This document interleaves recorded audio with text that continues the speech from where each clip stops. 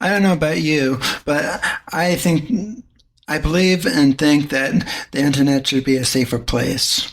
Well, what if I told you that there's a tool that can do just that? A safer internet where you don't have to monitor every single thing that your kids do or that you stumble across, whether it's a fake site or not a fake site. This tool is called BlockP. It blocks adult websites, but also blocks those fake websites that you might say, hey, this domain is for sale, and hackers try to hack all that information or try to scam people out of the information. It also protects, and it uses AI to protect against other malicious stuff and other garbage that people may stumble across the web.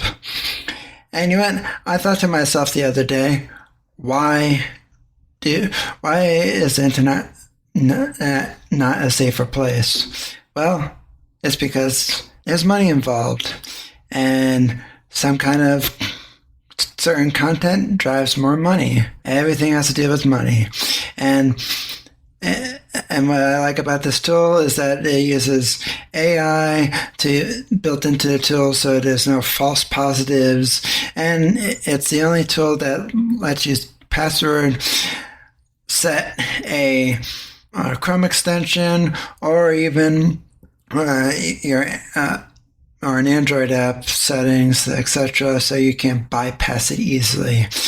Give it a try. Go to BlockP and download on Google Play or iOS or in your web browser on whatever web browser you use, and let them know what you think of the tool. They always listen to your feedback, etc. Great company, and they have great things ahead of them, etc. Take them out. Take a test one. Check it out. It's free, and let me know what you think. And it's called BlockP. Go check them out.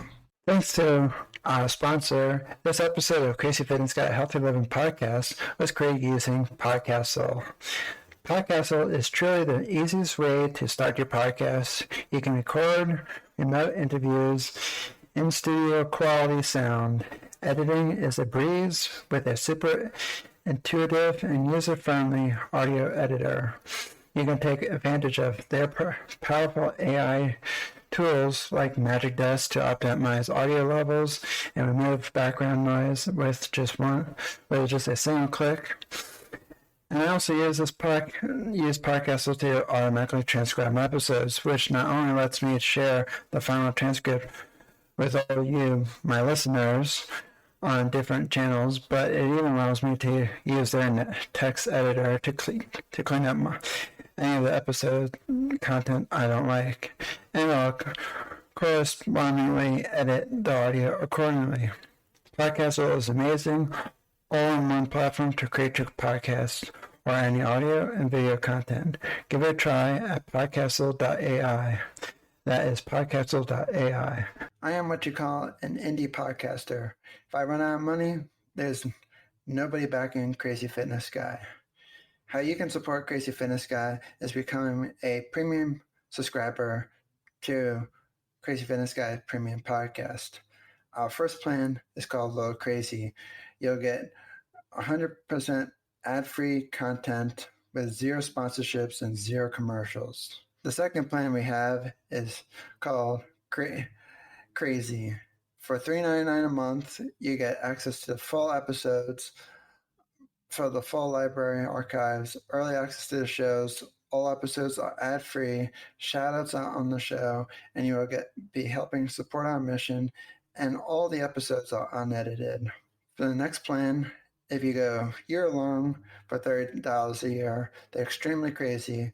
You get everything in the crazy plan, plus you'll get access to exclusive members' private Facebook group, and bonus ask me about anything episodes, and you get to suggest topics for the show in the Facebook group. So if you want to help support Crazy Fitness Guy, there's 3 plans starting at $2.99 a month, going up to $30 a year. So it's $2.99. The next plan is up is $3.99, and then $30 a year. So thank you for all your support for the years, and I hope I'm looking forward to continue making content just for you. Thank you. To become a premium podcast subscriber, click the links in the show notes and see which plan is right for you. Welcome to Crazy Fitness Guy Healthy Living Podcast, where we strive to motivate people who are on the autism spectrum to live healthy lifestyles. If you think this podcast is only for people who are autistic, then think again. Whether you are autistic or not, we have a mix of content from healthy living to everything in between that makes up a balanced and healthy life. Autism is our backbone, and we strive to support the autism community by motivating, inspiring, and educating everyone about what autism is. Please welcome your host, Jimmy Clare, who is a motivational speaker, autism advocate, author, and founder of CrazyFitnessGuy.com.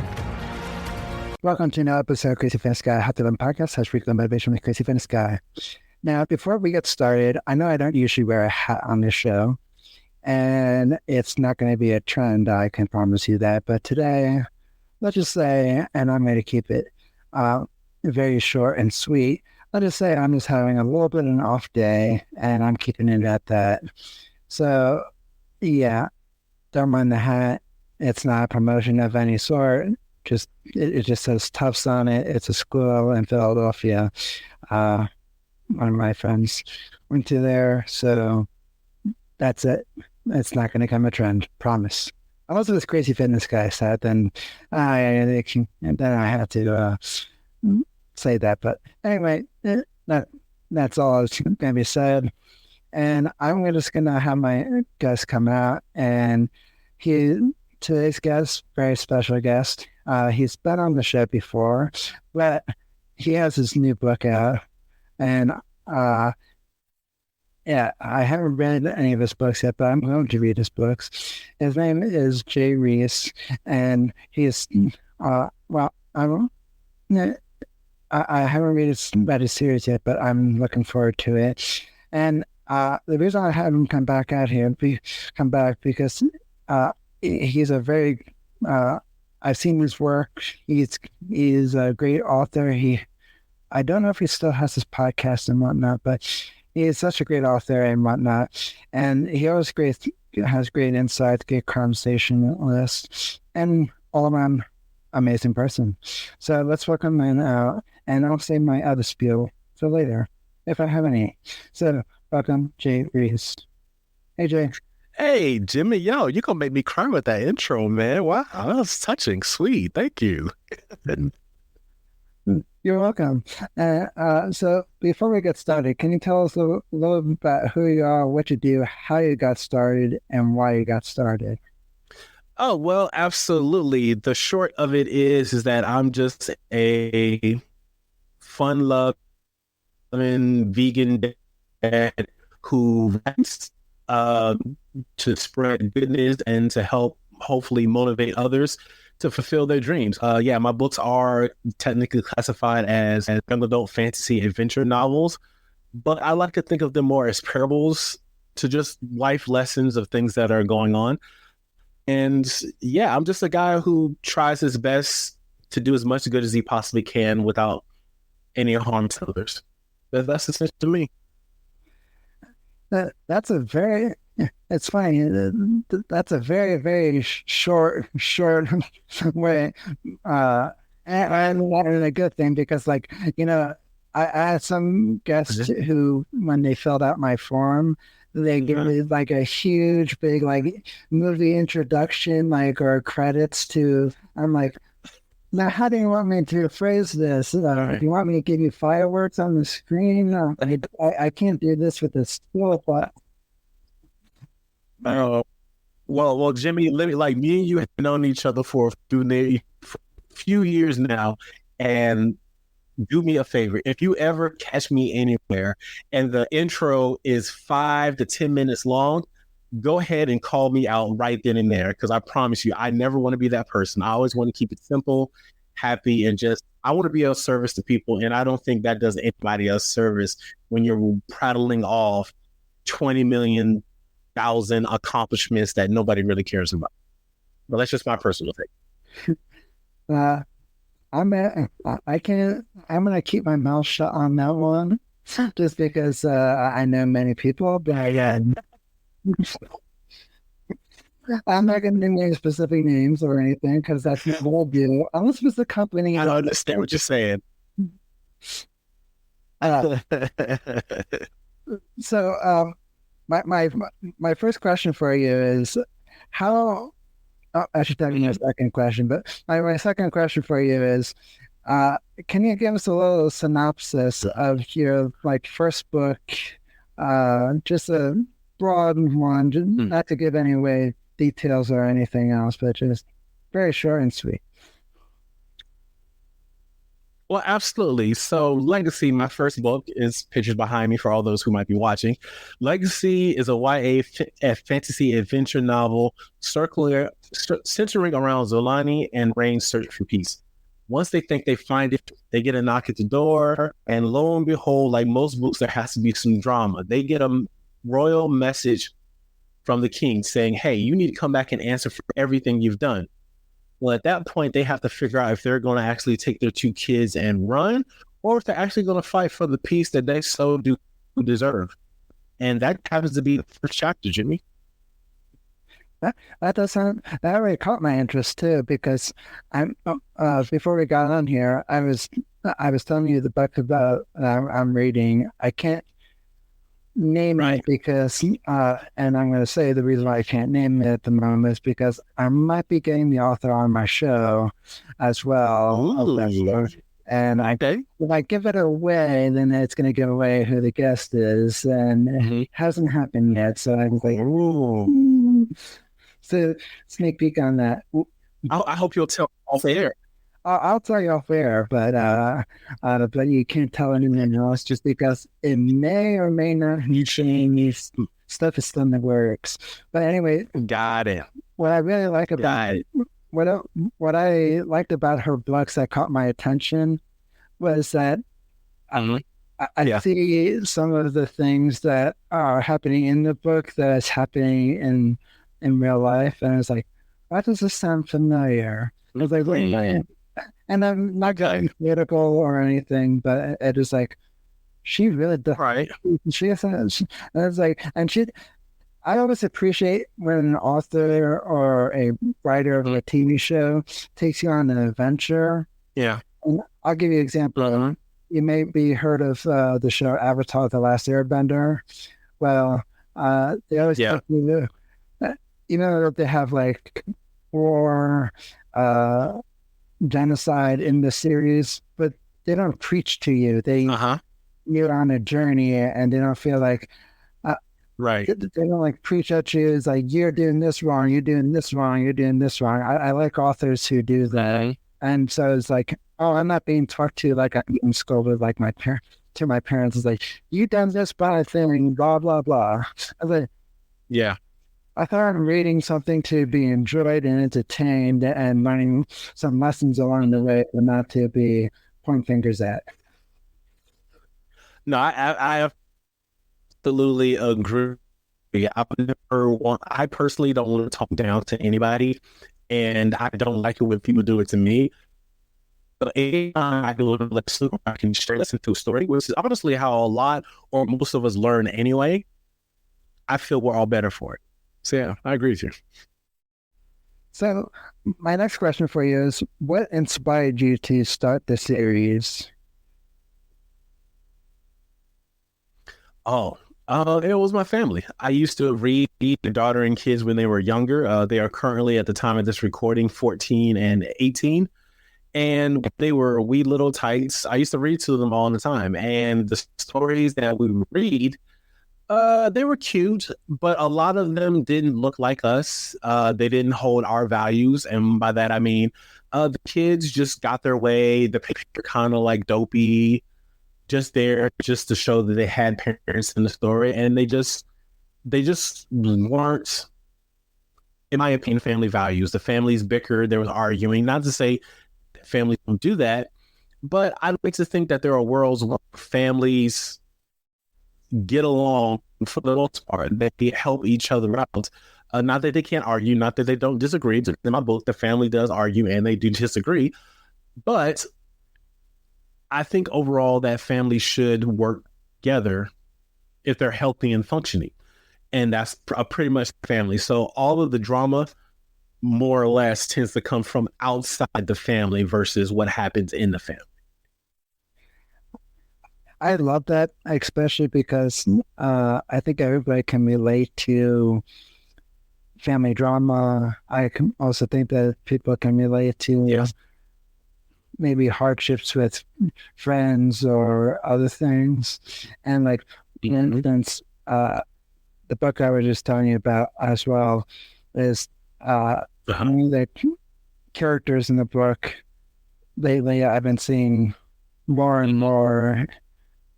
This can sound kind of wrong, but I'm not trying to sound in a wrong way, but I feel like he's kind of part of me too. And I was like, I can see. And I was like, this character kind of represents part of me. And it's like, because this character had extra challenges, the author Reece has a disability, and I was like, I was like, he's been through people talking behind his back, saying bullying and whatnot. And I was like, wow. And it's like, I was like, and it's like, and then these other characters that are friends with them, basically one of them happens to be his, I'm not going to spoil it for anybody, but let's just say that he really likes the character. And the thing I find intriguing is that I can see myself in many of the characters, the main four characters in the book. I can get very hot-headed. I can get down like this person. I can be really relaxed like this other person.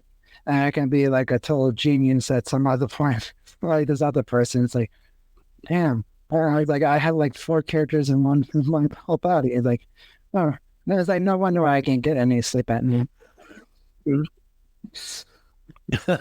No, I get you completely.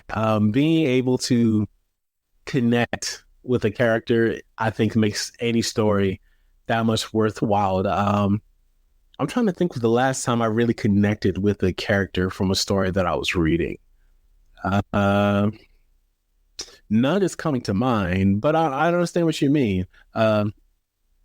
Particularly like if you're able to connect with more than one character. Yeah, I like that. I can see that. And to be honest, I've read a lot of books over the years, but like this is like the first one I've ever know that I can connect with their character deep down. Or like some of these other books, like one of them happens to be Alex Rider from Anthony Horowitz, 14-Year-Old Spy. I was like, boy, I wish I was a spy when I was 14 years old. And I got cool gadgets. The hell? I was like, where's my spy gadgets? I want my spy. Right? Yeah. Dude. So my next question for you is, being an author, what makes you continue to keep writing when you feel like when you hit a brick wall? Because I noticed for myself when I hit a brick wall, I've been working on this bigger project of mine, and when I hit a brick wall, it's been because of college work. And then when I'm done at college for the semester, I'm like, how do I get back into this thing? And it's like, I try to go back into it, and it's like, still writing. And it's like, and then somebody interrupts me. It's like, oh crap, now I can't get back into it again. Stay with us. We'll be right back. Thanks to our sponsorship with Deep Stash. You're probably wondering, what the heck is Deep Stash? Well, Deep Stash allows you to learn new stuff every single day. You can become the smartest person in the room with unlimited access to 200,000 plus powerful ideas from top books, podcasts, and more. They have a generous free plan. And if you want to check them out, click the link below in the podcast descriptions. Either or will work. But definitely check them out, because if you're a daily learner like me and like to learn new stuff, I don't always have time to read 11-minute articles or 15-minute articles during the day. So with Deep Stash, I can listen to them on the go while I'm driving the car or on an airplane, etc. So go check out my friends at Deep Stash. You won't regret it.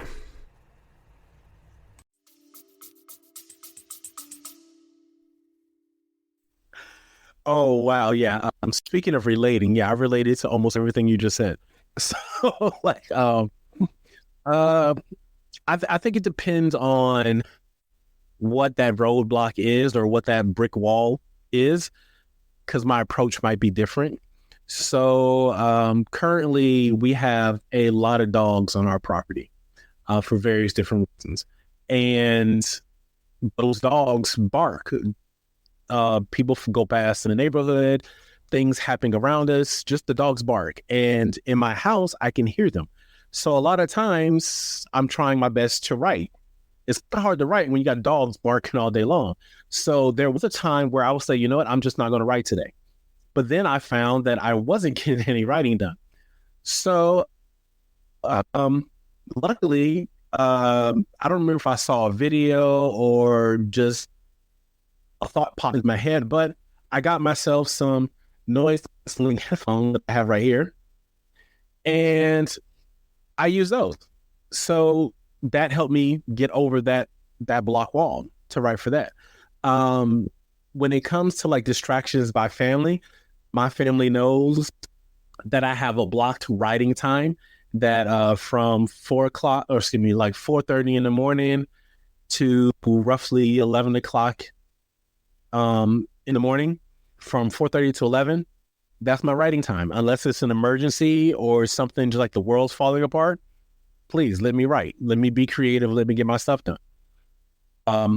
There's times where at first they weren't respecting those boundaries. After that, after a quick conversation, we got it handled. So I handled that wall. But then there are times where stuff happens where, like, you know, I had to fix in the house, I can't write, or just life happens, because life is always going to happen. And I give myself grace to understand that in a perfect world, I could write all day, any day if I wanted to.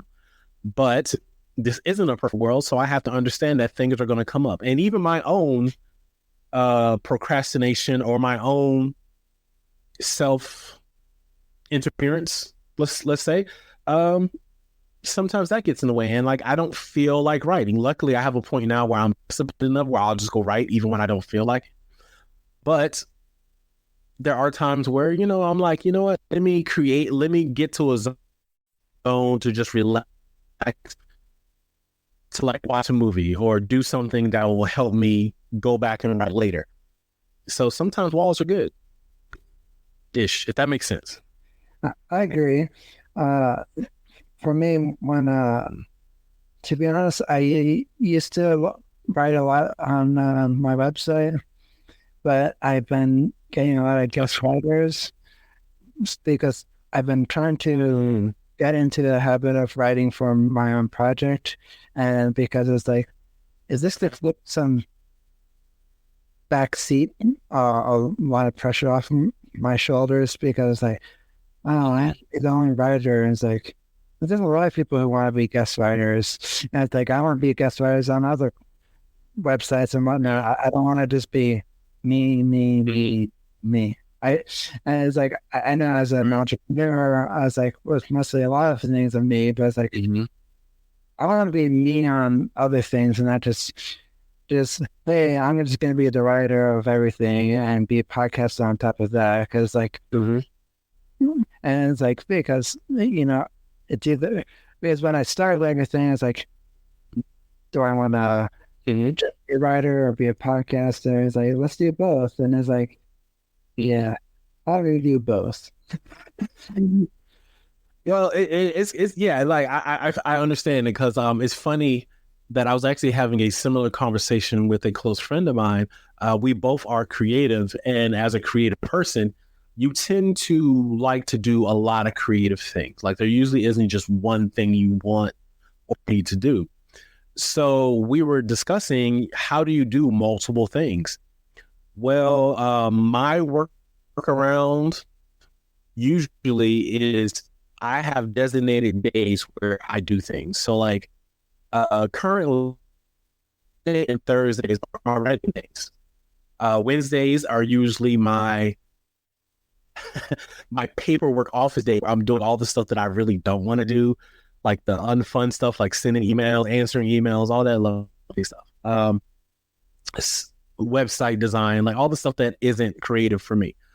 Now my friend, on the other hand, he does it by hours. Like he has a set hour where he writes. He has a set hour where he answers email. Like he can break it down like that.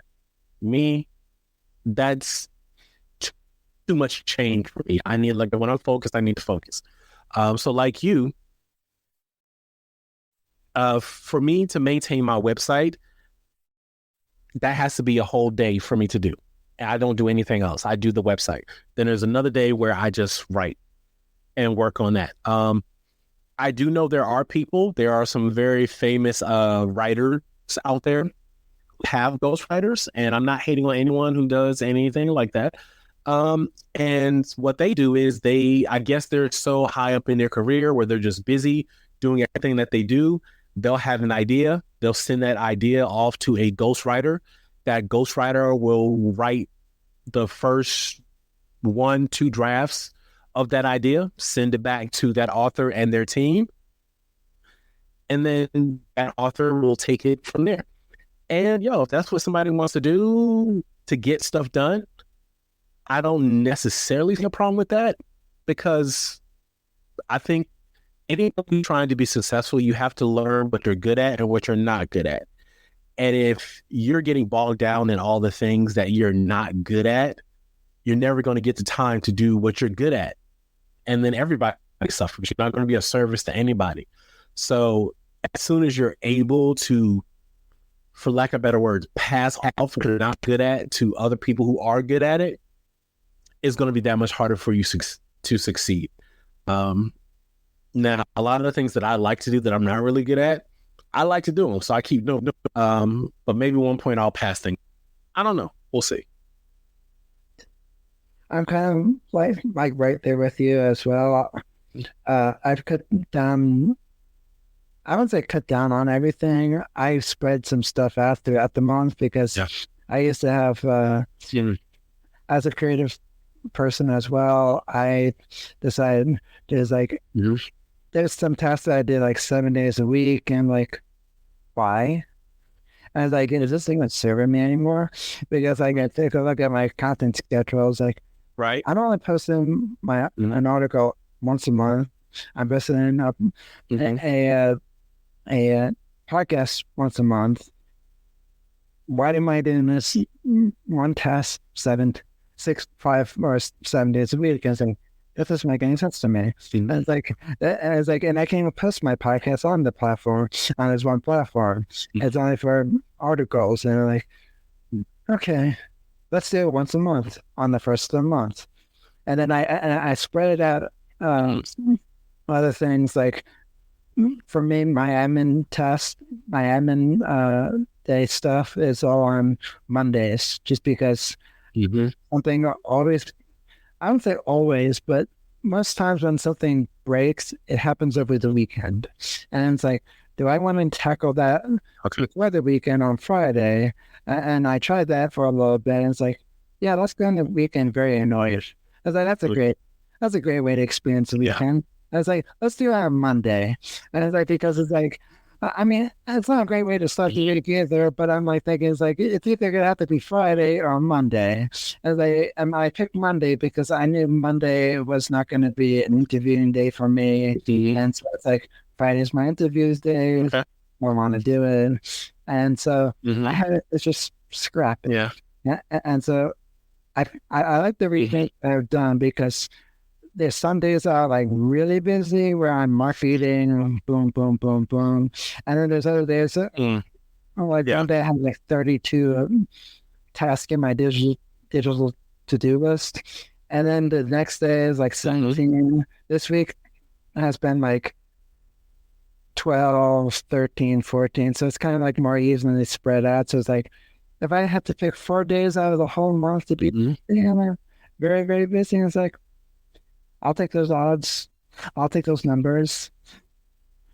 No, I agree with you. And I'm glad you were able to assess what you needed and what you were doing, because that helped you alleviate, or I shouldn't say alleviate, but that helps you change the structure of everything you were doing to be able to get more done. I know in the intro, you were mentioning the podcast that I was doing about a year or so ago. I had to make a decision to pull the plug on that because it was taking me away from other endeavors that I thought were serving me and serving the community that I work with. And I found a short workaround. A friend of mine, me and her, we go live every Friday on TikTok.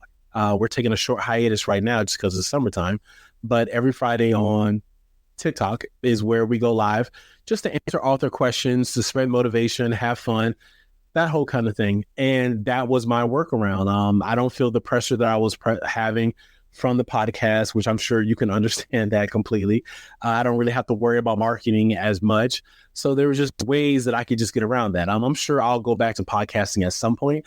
It's just for that time period, for that season, I kind of had to let it go. But I had to reevaluate my situation to make that decision, just like how you did with yours.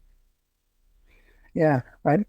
At the moment, I've for my podcast, I've been I wouldn't say this as cheating, because some of my friends joke with me like, "Oh, that's cheating." It's like, "Oh, please!" It's like I don't know how to cheat if I could.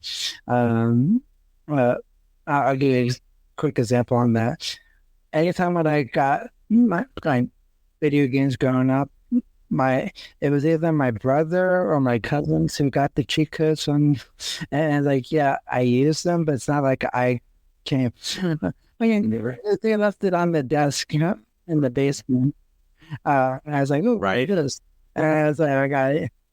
So I admit on that stuff when I was younger, but it was never me. It's like, I'm gonna Google how to do this or how to do that.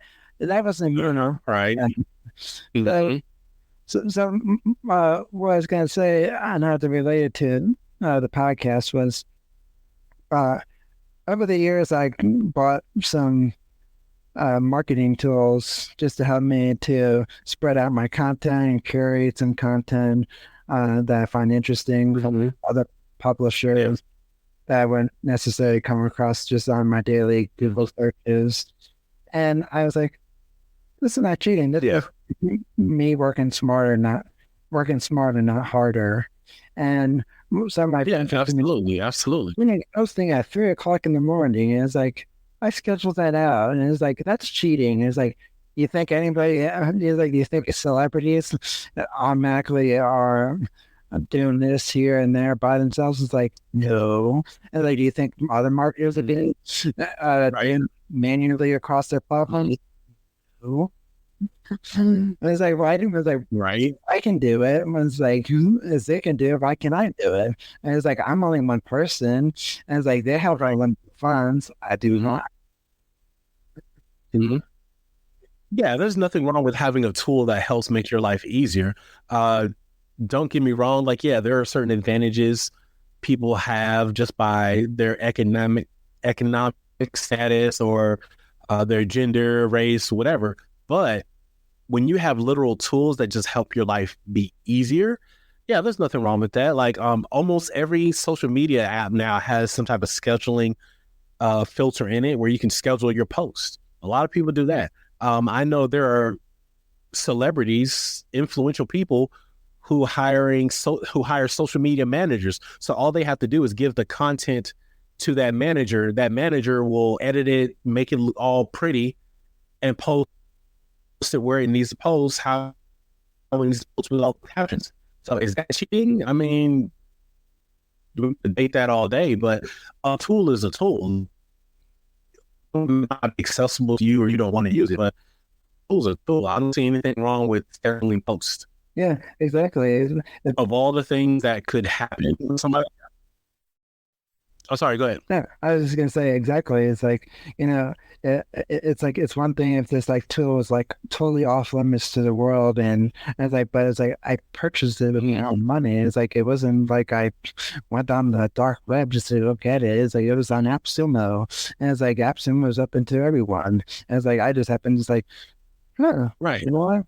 I'm tired of paying the subscription for this. I go with the lifetime version, and like this company still had those subscription, but they were giving lifetime deals for a certain amount of price. And I was like, okay, I'm not made of money, but if this saves me time from posting to one network to another network, and it's like, I'm in.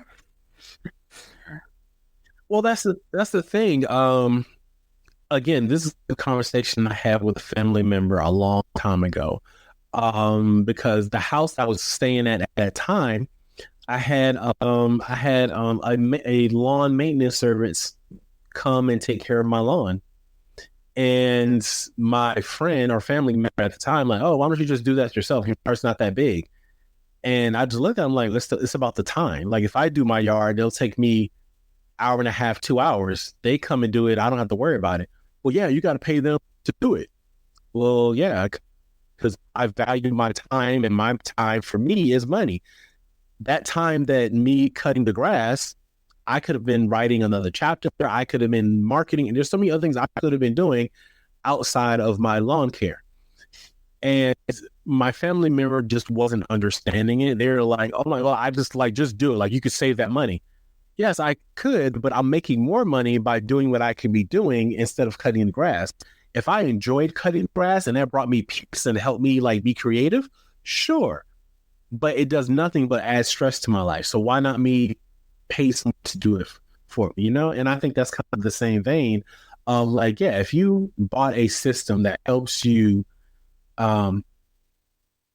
send your things out, schedule your post, and saves you time, you can go out and do anything else, and you don't have to remember, oh my God, I got to send this out at 5:00 on Friday, or this post on 2:00 on Wednesday. Get rid of that headache. You can have more capacity to think about all the things you really need to do. Again, I think that's the win right there. Exactly. I don't think your friend was knowing exactly, respectfully. I think if it just like, he always teases me and everything, but I was like, really? And it's like, geez, it's like, if this is cheating, it's like, well, fine by me, I'll cheat then. And it's like me, cheating in my definition is like somebody buying followers off of some scamming website and whatnot. Yeah. That's cheating. I'm not doing that. It's like I'm not gonna spend my money on that because I know that that's gonna be full of bots and fake accounts, and it's like, yeah, well, that doesn't sound legit at all. Wink, wink. Yeah, right. Trust me. Like I used to work with. I had a partner who me and her were collaborating on videos, and she wanted to do that. She wanted to like boost the engagement, to buy followers and a whole bunch of other stuff. And this is like when it was new. So no one really knew what was going on. You just knew like, oh, how did they get so many followers that quick? They must have had a video that popped off. And I kept asking her about it because I didn't really know. I just figured it was just, I figured the algorithm would show it to people who fit our demographic. But like you're saying, Jimmy, no, it goes to fake accounts, bots, all these other things. And then it actually ends up hurting you in the long run because once you stop paying, or once you frustrate me so much, I forget. Your engagement just drops down, and then your videos just die because it has nowhere to go. All that inflated engagement does nothing for you except for just to show people the numbers. So I agree with that. So my next question for you is, Huh? How did you come up with the name of the book? Did you always have the name in your head when you were starting it? And if not, how did you come up with that name? Well, honestly, for the first book, Legacy, the name just came to me one day while I was thinking about it. The first story was about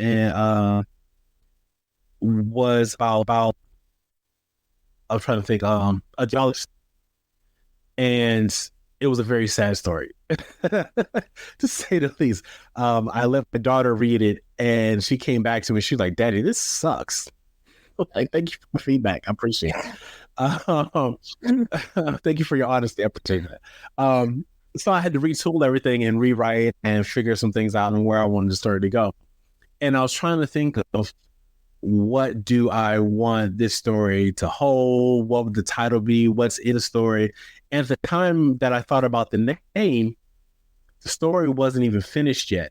But I kept coming back. What do I want to leave my kids? What do I want the world to know? What is this? And all I kept thinking about was like, this is my legacy. This is going to be my first book. This is just what I leave to the world. It's a legacy for all to see. And for some reason, as I was thinking, I just kept coming back to the word legacy. So I was like, oh, legacy. Yo, yeah, legacy. A Scion book series. And then the Scion, a lot of people don't know, Scion on heir to the throne, references some things that happen in the book. So I figured it all meshed together. So for the second book, the Forgotten Legacy of Gods and Men, that title, this actually came when I finished the book. And I was thinking about everything that happened in the book, the story that I was telling. And I wanted legacy to still be in the title because they go together. It's like the series. And I kept thinking about what goes on, the story that I was telling. And the story itself has a lot to do about the people within the world that we've forgotten about, whether the gods, the men, the women, the children. So I was like, you know what? Yeah, that fits. The Forgotten Legacy of Gods and Men, a Scion book series. And that's how I got the second title. That's catchy. I like books with catchy names in it. I never say don't judge a book by its cover, but I always feel like I'm always like, I think what caught me, like, just to do as an example of the series I'm reading, each of the books had a cover of of each of the four characters in the book, and I was like, oh, I never seen this before. I mean, there are some on like Alex Rider books and whatnot, but some of them like might be like not his exact face, but you like see his like silhouette or something. But I was like, what does this character look like? And it's like, wow, this.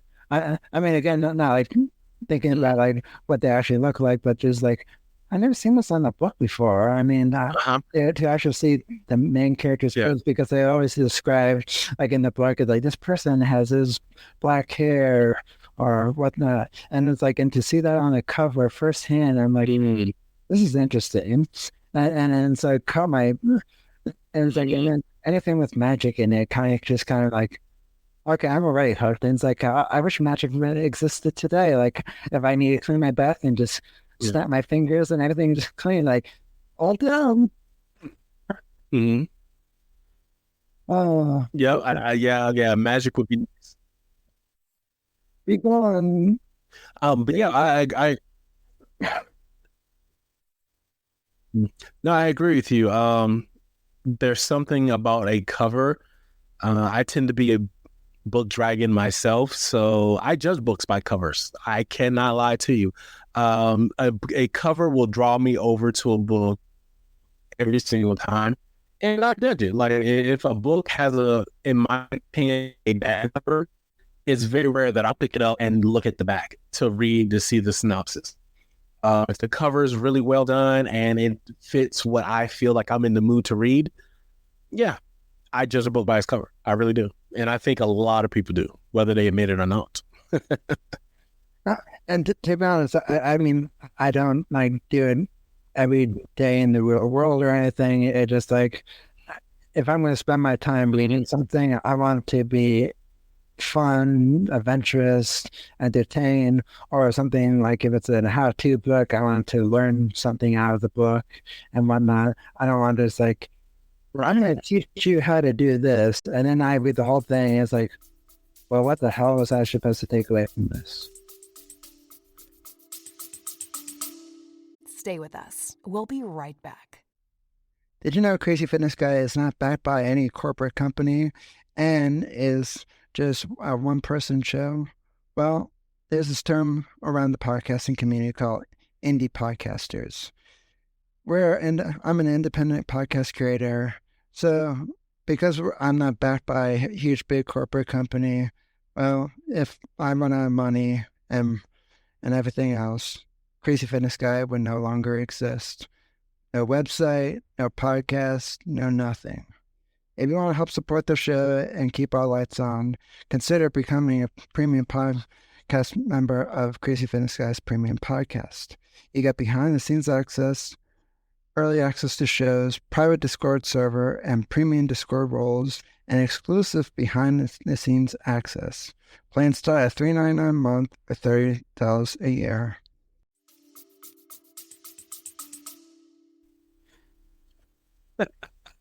No, I agree. I have a rule that it took me a while to impose.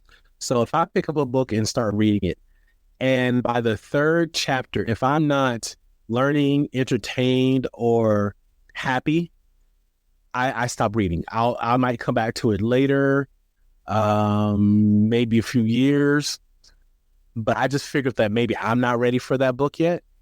And then I don't give it a rating, but that's my personal thing. I just feel like life is too short. There's too many books out there, and there's too many things to do. I like you said, I want to enjoy what I'm reading. I want to make sure I'm learning something. And if I don't feel like I'm getting that within, again, 3 chapters, yeah, I'll put it down for quite a while. I'll come back to it at some point, but chances are it'll be a long time. Well, okay. That brings me to my next point. It's like there's only 2 books maybe I've ever given like a really bad review on. I'm not gonna say it's the other one, and this is kind of maybe a little bit controversial for some people. But Okay. I was a fan of the Lord of the Rings movies. And I know they were a little bit long, but at least there were some entertaining spots. Got to see battles. Mm-hmm. But where I got annoyed with Tolkien, and I know he's long gone, but where I got annoyed was that there was a few. I think there was like a whole chapter he was just describing a blade of grass. I'm like, are you kidding me? I was like, I get it. And it's like, listen, this.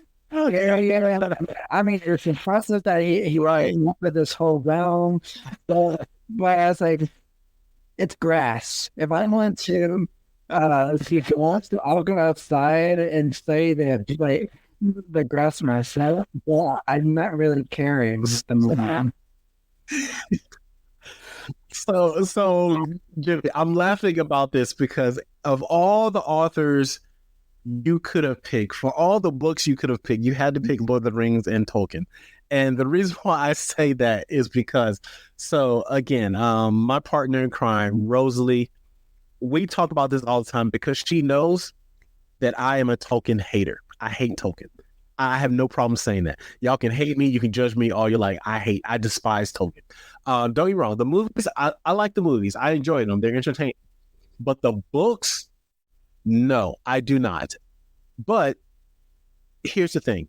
I do have an understanding of anytime a book is written, it is nice to be able to take into consideration what else is going on. So when Tolkien wrote his books or his series, there wasn't television. There was no internet. So he was describing things that people had never seen before, never heard of before. And yeah, people had heard of grass, but they didn't. A lot of people that read his books were like in cities. They might not know what grass looks like. Most people who live in cities have concrete around them everywhere. They've heard of grass, and yeah, if they go to a park, they can kind of see grass, but a field, a meadow, like Tolkien describes, no, they wouldn't know what that is. Or like, I think there's one part where he's describing a tree for like 27 pages. I'm like, bruh, who hasn't seen a tree? But there have been people who haven't seen a tree, like a real tree. So at his time when he wrote all that stuff, yes, it was very important that he described almost everything to nauseam. And I respect that. I get that. However, nowadays, that's not necessary. So like for me, instance, like I'm an author and I write in my books, I have mentioned trees.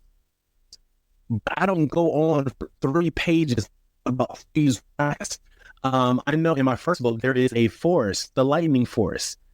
I describe how the trees look in the lightning forest because my understanding that lightning trees are not a real thing. So I had to describe that. But there are other trees I talk about that someone's leaning against the tree. I didn't have to describe that because most of us have seen trees before in this generation, like in this time frame. So Tolkien, yeah, personally, I'm not a fan of Tolkien because like you, Jimmy, he goes on forever describing stuff. However, I do understand that in the time that he wrote those books, there was a need for it. A lot of those people that read his stuff didn't understand or didn't know what those things looked like, in his defense. But yeah, I don't read Tolkien anymore. I tried several times and I'm gone. I don't read Tolkien. To be honest, now that you gave it to me like that, I kind of understand that too now. But I just think, like I said, I can get into it. My brother liked it. My mom loved it. Yeah. And I get to the point that stuff needs to be there a little bit. Like, for instance, like, for one thing I liked about what J.K. Rowling did, not saying about her recent comments or anything, because I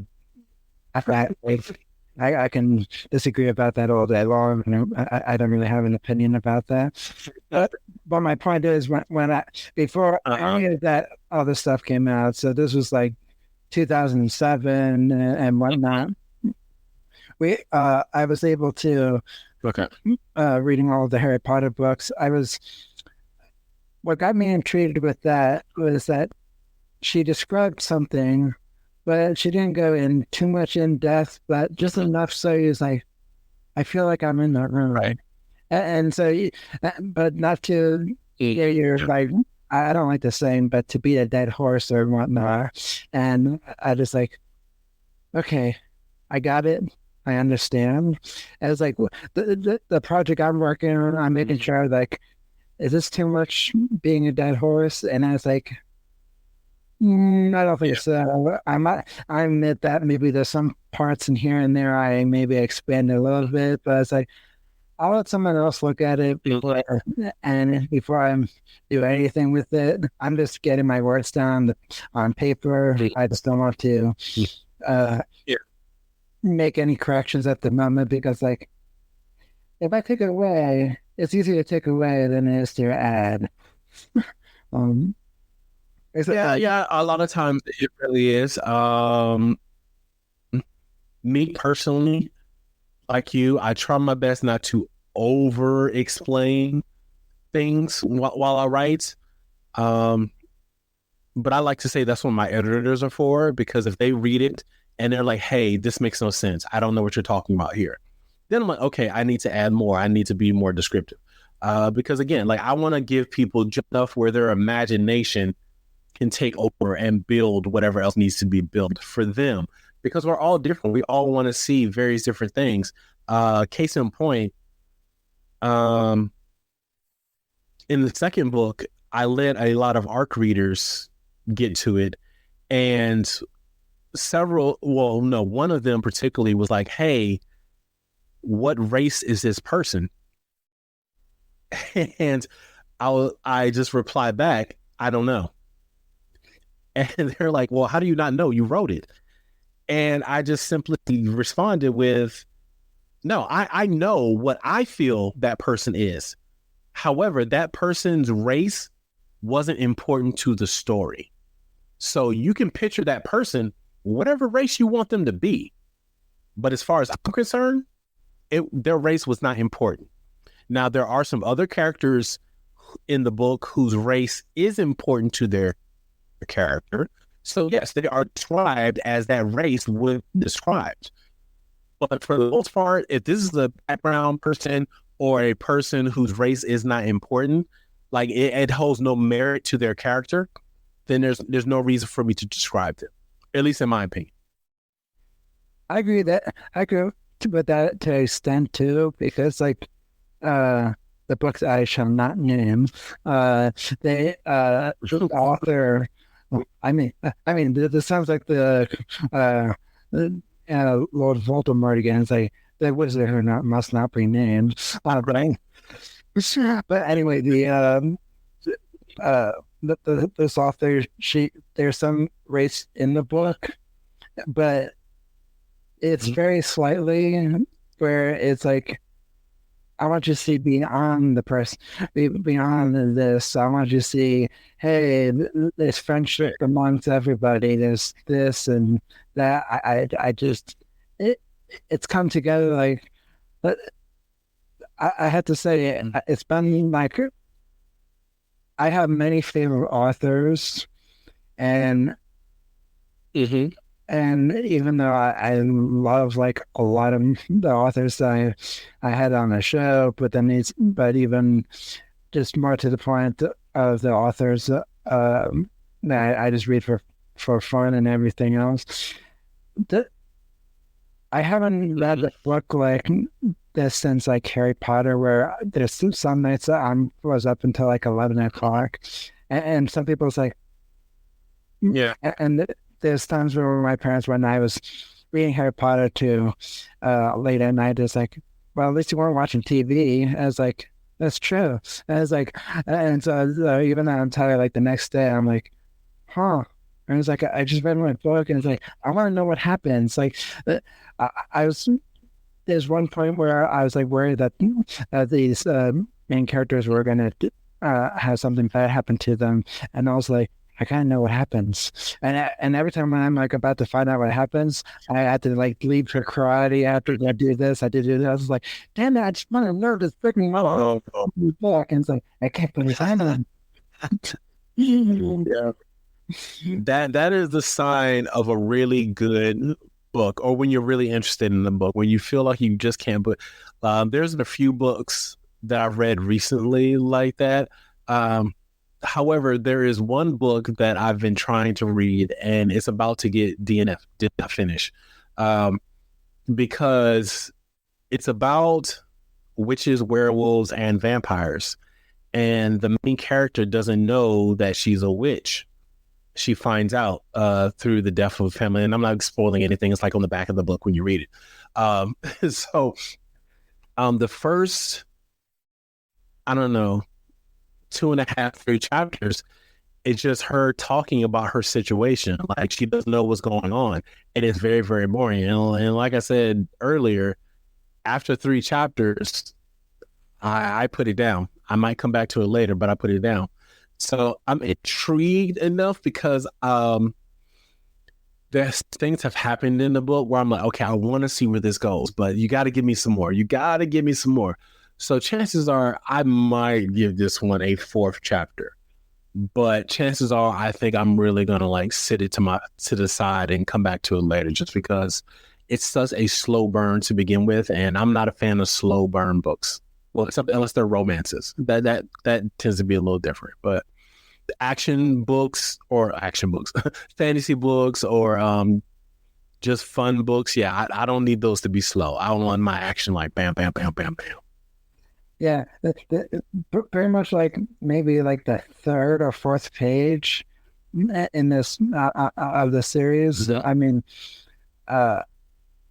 it literally just became like super interesting. It's like, oh, this big monster. I was like, what is this thing? And I was like, I need to know what else. And then like all of a sudden, like on the fourth book, it just like from the fifth into the fifth book, it was just like a continuation. It wasn't just like, hey, here's a recap of everything. It was just like, here you are.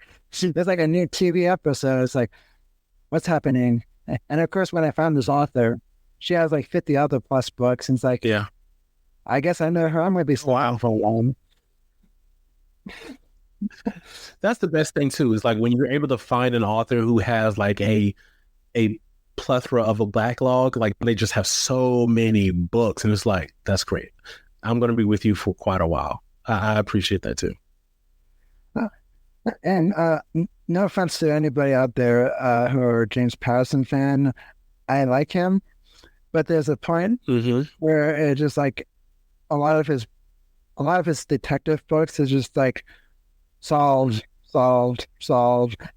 Where one of my author that I met on Twitter, my very first few of my first like 10 Twitter followers, he followed me on years ago when I first started on.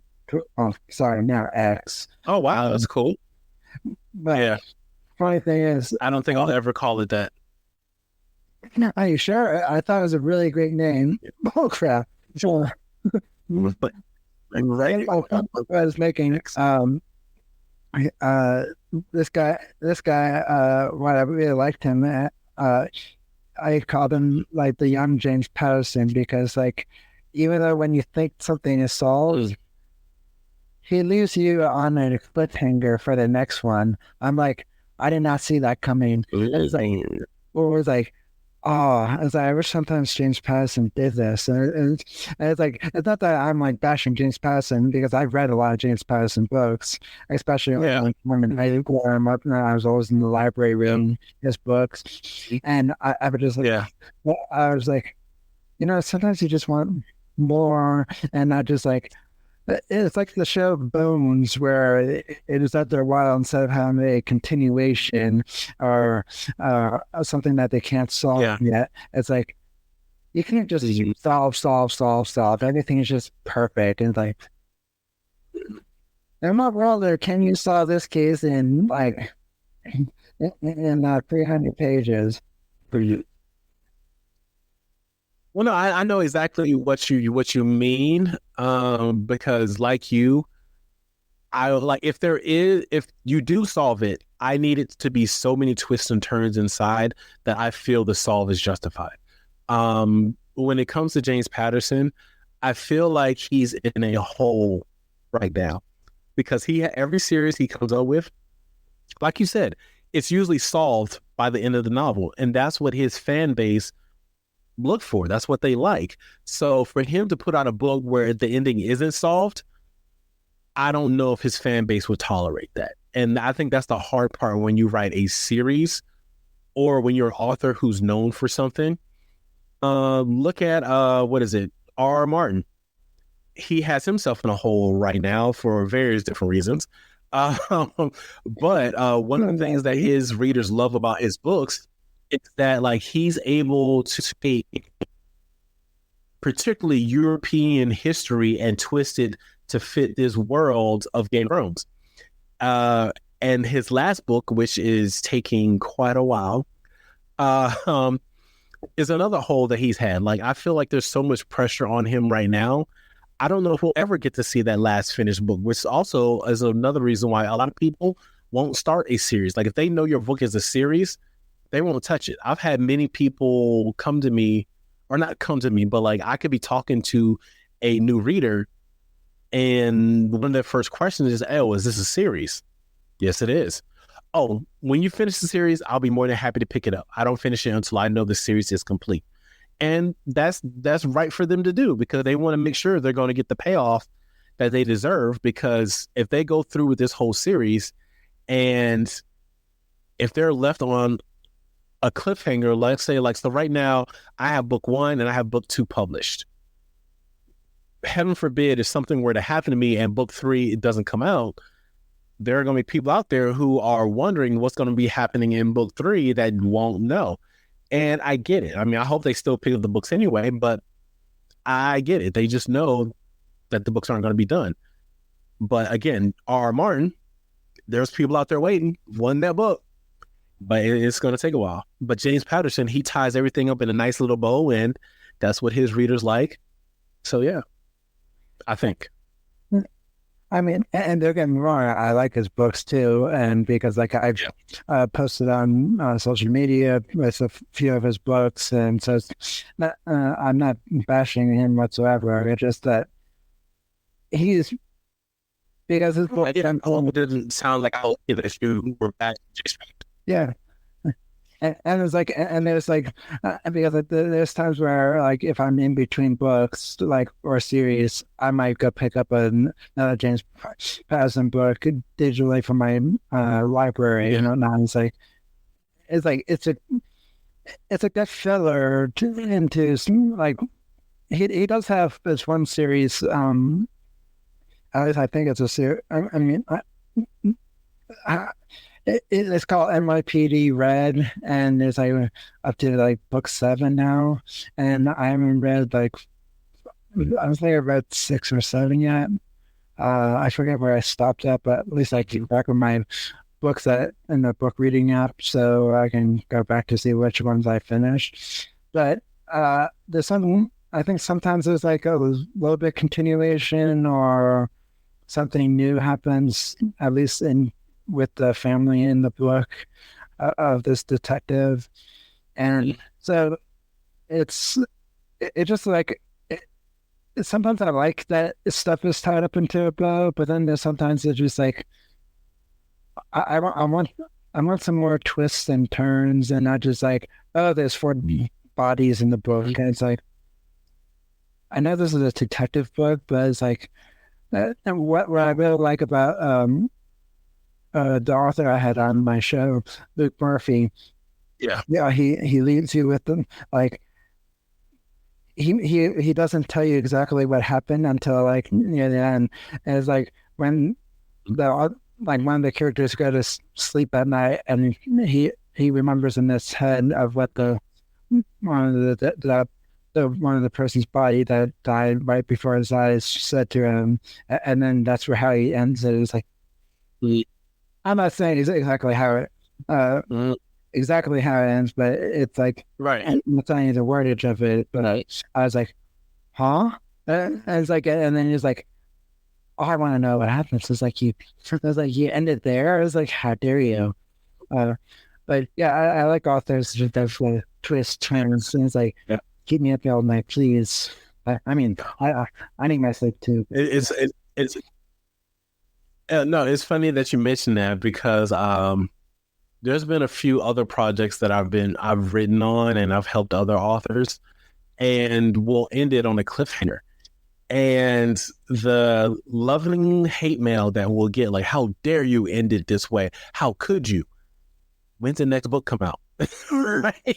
So like people like it. Like they say they don't, but they really do. They really do like it. Like, so. You should write back to them and say, I'm getting mixed signals here.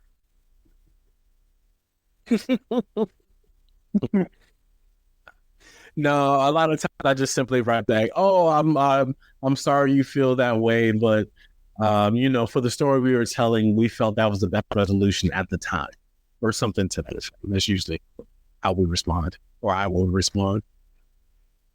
Makes sense. So my next questions are, how many books do you see in the series, just as like a rough estimate? Or I can't give that away, Jimmy. That's like a secret. I can't that. Yeah. I can't tell you what the plan is for the book. No, I don't mind telling you. So I plan 9 total, but here's the thing. So each 3 books will be its own story. So I have 1, there's 2, and then the third one hopefully will be out by next year. Those will all be one story or one continued story. And then my characters will age. There'll be a time jump. And then we'll move into the next set of challenges that goes on for these characters within the next 3 books. And then there'll be another time jump and continue on. I can see that. Right now there's 9. That's what I'm planning. I mean, that might be less, might go higher, but right now 9 is where I'm going. I kind of dig that at the moment because there's some TV shows I've seen, time jumps, and but I mean they don't do like it in like a necessary like a bad way or wrong way. It's like, okay, there's some slight differences, but as long as you can tell me a great story, wrap it up, and like for instance, you probably heard of the show Stranger Things. Yeah. On Netflix. Well, there's a point to me where like so far it's been it first came out 2016, and they're saying that the last one's going to be wrapped up by like end of 2025, give or take. And I'm like, it took you that long to do this? And it's like, no wonder why people are just tired. Well, they had the first problem of being on Netflix, because Netflix is notorious for taking so long to bring a new season, or bringing the next season of a series in. And by time they drop the season, most of us have forgotten what happened. Even like right now, like you, I watch Stranger Things. There are a few things that I remember, but the overall story, I don't remember. There's been a couple other shows that I remember really, really liking. And for the life of me, I know what season 2 or the next season is coming out. I don't remember the last season. Like, I remember enjoying it, but I'm like, what happened here? What was this character's name? I don't like, I'm trying to think, what would be a good example? There's an animated series that I was watching with my kids called The Dragon Prince. It was a very good show, but they were taking so long with each season. But they were taking so long with each season, we would have to go back and rewatch the whole thing to remember everything that happened for the last season, and I don't think anybody really has time for that. So, you know. Well, one thing I've do realize, like, one thing I have to say though, not criticism of Stranger Things, but if the Harry Potter movies that are like 2.5 hours long or 2 hours long, however long each movie is, because I think each movie became a little bit longer towards the end. If you can all do it between like a year to a year and a half, and that's a full-blown movie. This is a TV show, and it's like, and it consists of 8 episodes. And you're like, you're probably familiar with Cobra Kai on Netflix too. Well, at least one thing that they're doing. Yeah, I haven't watched it, but I've heard of it.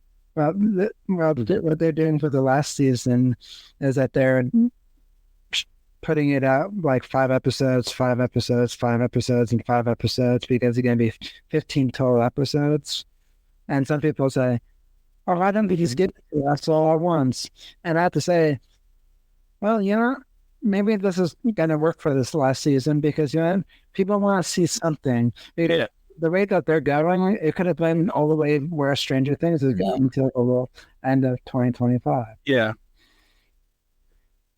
Well, so it's challenging. So I have a acting background, so I have knowledge on the industry, not because like I know people, but because So like when TV shows used to get made, I don't know how much you know, Jimmy. I don't know how much the audience knows.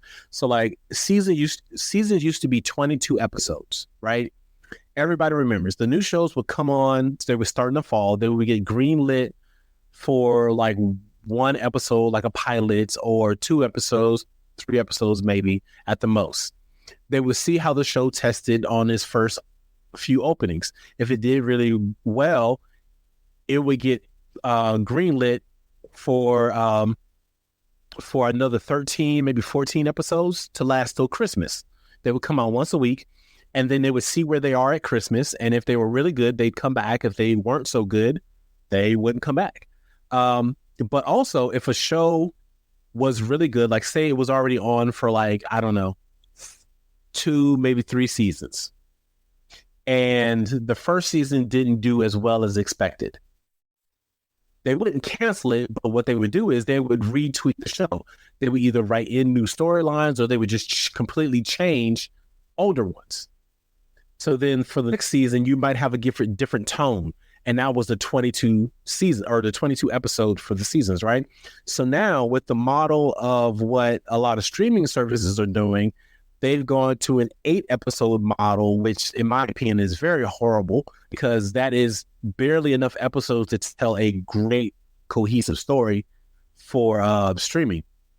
But there is no testing the audience anymore. It's them filming whatever, and then they drop it on a streaming services like Netflix. They usually drop it all in one day. Now, Disney Plus and a few other streaming services like Amazon, they still do the days of dropping it once a week because they know that creates the buzz. Then that helps the show last longer, the longevity, because people are talking about it. Netflix is like, yo, we're just going to like Cobra Kai, and I think there might have been a few other series that they dropped their episodes a little bit by little because, again, they're trying to test that water. So I don't know if Cobra Kai is going to do reshoots or tailor things differently because they're spacing all those episodes out, or if it's just a simple fact of they want to keep the longevity of the conversation of Cobra Kai because it is a very popular show.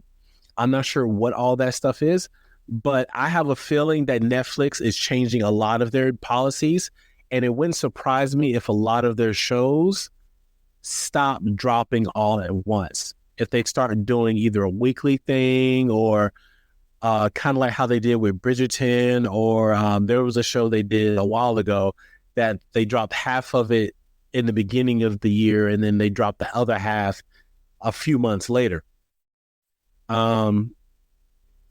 It's all a preference. Me personally, I like shows that come out once a week, like 1 episode a week, maybe because that's what I grew up with. But I feel like there's something to long for. There's something to wait for versus having to binge, or not having to, but instead of binging it all at once. But, you know what I mean? I'm more of an old school person. I'm kind of a little bit of both. If that makes sense, Jimmy. It does. I'm kind of a mix of both. It depends. Like if the podcast, if the show rolls it out once a week or every couple, or 5 here and there, I'm fine with that. Sometimes I like to binge it, but it depends on like what the show is. Like if it's like behind the whole season, like let's say for NCIS fans, let's say for instance, like you don't have cable, you can't watch all the new episodes. Well, if you're behind the season, then you drop it all at once because you're watching on streaming and it is all old episodes. It's not like, hey, this is new, where it's because it's still on cable television. Holy crap, people still exist. Yeah. Yeah, it hasn't gone away just yet, which a lot of the streaming services are doing bundles now, so it won't be long before we're doing some form of cable anyway. So we'll see. So Exactly. Yeah, it's like, oh. So my last 3 questions for you are, who's your favorite author and why?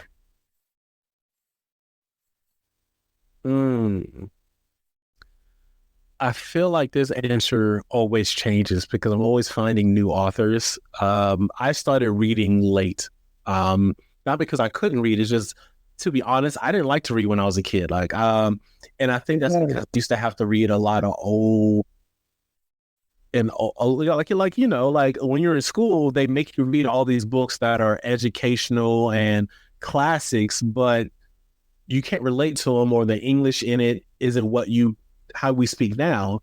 So I just wasn't comprehending a lot of those books. So I got into reading later in life, and now I love reading. I mean, I don't read, I love reading. So I'm always finding new books and new authors to read. But currently, right now, I would say my favorite author would be Joshua Metcalf. He is I don't know if you'd call his books self-help, but they usually tend to be in the self-help section. Just because like I was saying earlier about my books, his books tend to be parables. So he'll tell a story. He has a book called Pound the Stone, which is about this kid who has anger issues and he loves basketball. So he gets kicked off the team, and on the way he can back on the team, if he goes through this program that teaches him all these different life lessons, but he has to get a sponsor. So he ends up getting a sponsor, and he ends up going through these different life lessons. Perfect book. Well, I shouldn't say it's a perfect book. I don't think anything's perfect, but it's a great book. I love it because inside the book, you get to witness all these stories, like all these instances of what he goes through, and it helps you understand, like, oh, maybe I should think this way. Oh, I can see that. That, in fact, he has another book called Shine in the Dark, which is all about doing the work that we all should be doing when there's nobody else around. So we've said it multiple times on this episode. I have 2 books out, right? I'm currently writing my next books. I'm in this office anywhere from 40 to 60 hours a week, doing everything I need to do to get my books ready. No one's seeing me do this stuff. I mean, yeah, my family comes here every so often, but they don't see what I do, not all the time. So I have to constantly do this work while there's nobody around. And in that book, there is a character, there is a boy who is learning how to tightrope walk because of his grandfather. And he's having to learn how to do all this work and how to do it while there's nobody around. And he's the kind of kid who likes the attention. So it's just a very good book. And he has some other books too that are in the similar vein of just him. He tells you a story, but there's all these different life lessons while you read it. Like I feel like his most famous book is Chop Wood, Carry Water, which is about this individual who wants to be a samurai archer. I didn't know that was a thing, but it is. So he wants to be a samurai archer. So he has to go and be with all these mentors and gurus, and he's trying to learn how to be an archer, but they're teaching him all these life lessons as well, where he literally has to chop wood and carry water and do all these different other things. So I just love what he does. I love the way he writes. Phenomenal individual. I've talked to him online through email a couple of times, and he's just a really good guy. And yeah, so he's my favorite author right now, and that's why. I was saying, I have to say that my favorite current author right now is the one I'm reading at the moment, which I can't say. It might be this word. It's like it's like setting Bloody Mary into the mirror 3 times. Holy crap! I'm kidding. Oh, let's not do that. But yeah. One thing I was going to piggyback off of there real quick is okay. I like what you said that I like what you said that there's many there are a lot of authors that about I didn't like reading as a kid either. Okay. Let's say my school district made me read some stuff that I wouldn't say it was age appropriate for. Okay, maybe a little bit age appropriate, but there was like some instances where, like, I was in special education growing up, and they were making me read something much lower than my reading level, and so basically, while everyone else was reading a book like this, like a pamphlet, I'm in seventh grade. My special education teacher challenged me and say, "Jimmy, you should read something that is more of your at your reading level. If you don't understand something, come to me, come to your mom." I think Google was around back then. I mean, I didn't have my first cell phone then at the moment. Smartphones didn't exist back then. Gee, I feel like I'm old.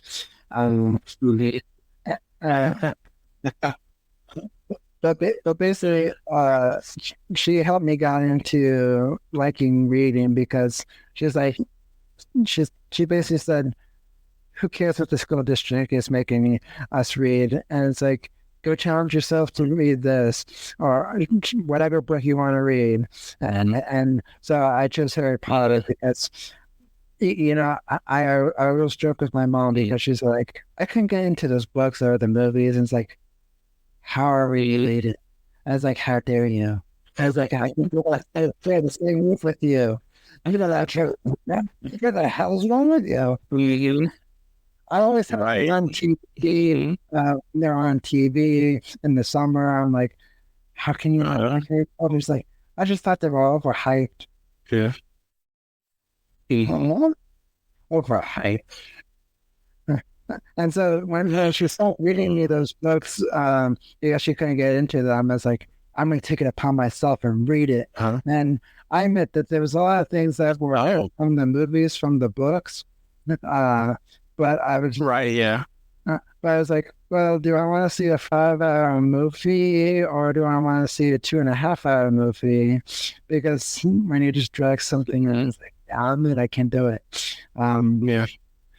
But honestly, I would say my favorite author is the current one I'm reading, and I just think, and there's one other book that I agree with you that the old literature from that they had us reading in schools were not my favorite. I'm not going to get into one of the names because it will just bring up nightmares for me. All right. It had this very graphic scene, and I don't mean like battle scene because I know like, oh, this is make believe or this is just by my imagination. But this one got like so I'll just say not even graphic like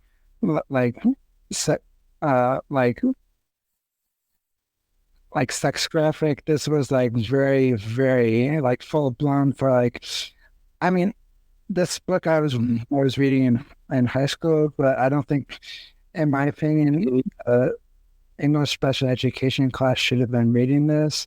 And it's because like for my it's like on an instant replay. So when I had to read after, it kind of stuck in my many weeks, and I have nightmares every single night about it. It's like, oh, and it's like bad for the character in the book going through this, but it was just really awful. And like, okay, and I was like, I'm never reading this book ever again. I'm not gonna name the book because maybe some fans really like the book, and I am not trying to pick books, but this book it's stayed in my mind for weeks, so I can't say it out loud, or I'm just gonna bring it back up in my real memories in my brain. It took me a while to get rid of that, and I'm like, give me the heebie-jeebies. So my last two questions for you is, my last three questions here is, where can people find your books, buy them, purchase? Are they in libraries as well? Absolutely. My books, you can go to Amazon, Target, Walmart, Barnes and Nobles, Books A Million, anywhere on Washington State, anywhere. But most major retailers have my books online, my first one and my second one. My first book are in a fair amount of libraries on the East Coast.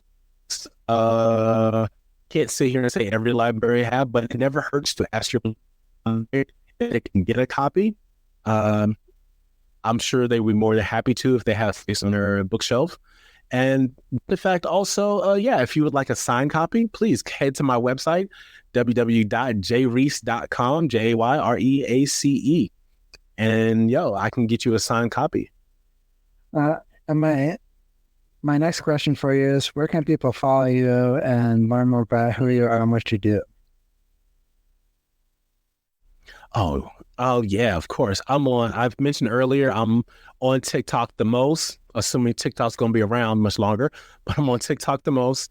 I'm also on Instagram, and I have an author page on Facebook. All of them are I am Jay Reece. That is my handle on all play. Oh, and I'm also on Twitter. I am Jay Reece. Or X.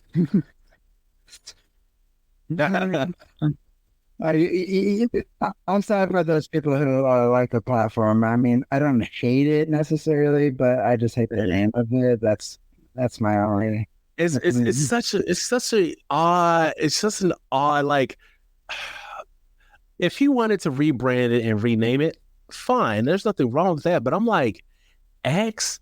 You couldn't think of like an actual name. You just want to name it X? I don't understand why.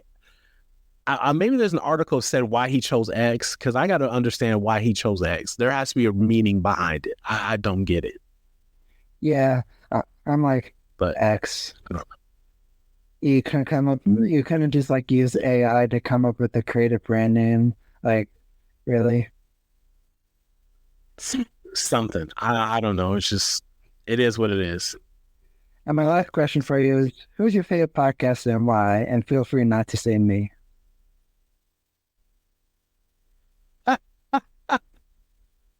See what I did there?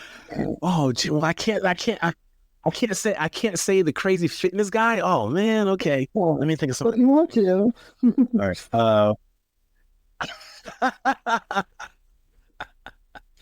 Well, yes, I hold Jimmy in great regard. Jimmy is definitely one of my favorite podcasts.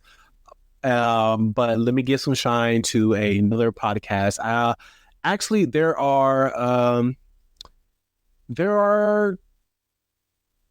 there's two that I hold like very high. Like I listen to a lot of different podcasts. But the first one will be the Growing in Marriage podcast. Even if you're not married and you are in a relationship or you'd like to be in a relationship, there's nothing wrong with listening to this podcast. Rich in Deanna, they are a wonderful couple. They have been married for 20 plus years. They share their experiences, and I'm talking about like their real experiences. Like, this is the made up stuff. They share the ins and outs of their relationship. They have two wonderful children. Well, they're adults now, but they keep it where they don't talk about the kids. They talk about how they work together, everything they do. So if you are a person who is looking for somebody and you want to be happy, healthy, and learn how to communicate, I suggest listening to them. It's a wonderful podcast. Growing in Marriage is wonderful. I've recommended to anybody and everybody. My other favorite podcast would have to be the Plant-Based News podcast. They are kind of like Jimmy. They are how should I describe it? Anything in the world of plant-based is what they cover. Anything from the laws to health and fitness to new studies that are coming out. I just find them. And as I said at the beginning, I'm vegan. So anything about helping the world, helping people, and helping animals, that tends to be my heart spot right there. And that show covers all of that. So yeah. Those would be my two favorites. Outside of Jimmy, of course. I think my two favorites would be Lewis Howes' The School of Greatness, and the other one is called Braving the Elements Part. Oh yeah, I like that. I've heard that one. I was on the Braving the Elements podcast. I got to meet Janet Varney. It was Cora on Legend of Cora. She was actually on the show too. So take a listen. Oh wow. Yeah, and I like someone actually was on my show not too long ago who actually met Lewis Howes and was like, "How dare you?" I was like, "Oh wow." I didn't get an opportunity to ask him, but I was like, "Hook me up." I want to meet him too. Right? Oh my God! Like, because like he does those conferences every year, and I would love to go to one of his conferences. I just haven't been able to put space in my calendar for it yet, but I'm gonna get there. Yeah, definitely. I want to go to one of his conferences too. Right now, just the pricing is like just high for my budget at the moment. Oh yeah, that's the other part of it. People's like, you don't really seem to have a good budget at the moment. It's like, no, I don't. I meant that poorly. Every time I'm paying a bill on my business, I'm always reminded. I feel like some other people remind me, and it's like, trust me, hasn't slipped my mind. But anyway, absolutely. But anyway, thank you for being on the show, and I hope I didn't take up too much of your time. I was enjoying, of course, having you on the show. Oh, I enjoy being here. I'm just sorry that it took me so long to come back. It took me a while to write the next book. So hopefully, like I said, the next one will be out next year. I'll be back within a year. Yeah, I'm going to hold you to that because I love having you on my show. Oh, thank you, Jim. I appreciate it. I love being here, man. Well, I look forward to staying in touch with you, and I'll let you know when this episode drops. And if you stay a little bit after, I'll tell you exactly when it will drop. And I'll also give you a sneak peek of what's going on the show. Ooh, yay. And no one else. I'll see you in a few minutes.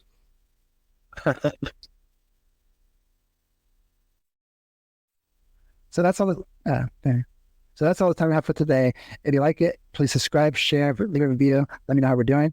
In the meantime, if you want to follow me on social media, you can follow me at Jimmy Clare Speaker on Facebook and Instagram at Jimmy Clare Speaker, or Jimmy Clare Speak on Twitter or X, whatever you want to go by. And you can follow Crazy Fitness Guy at Crazy Fitness Guy on Facebook, Twitter, and Instagram.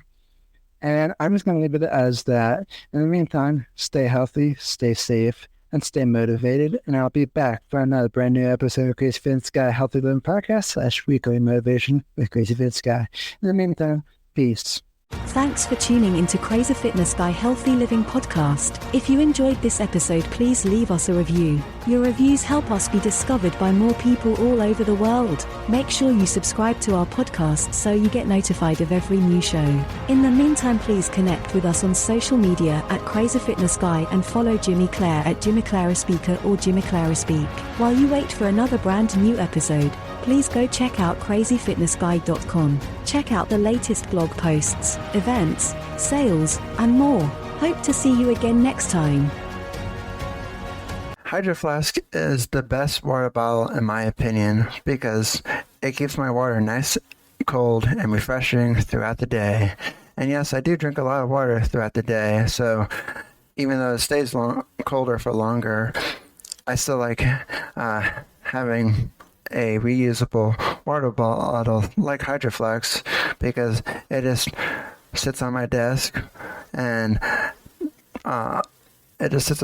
reminds me, hey, you gotta drink water.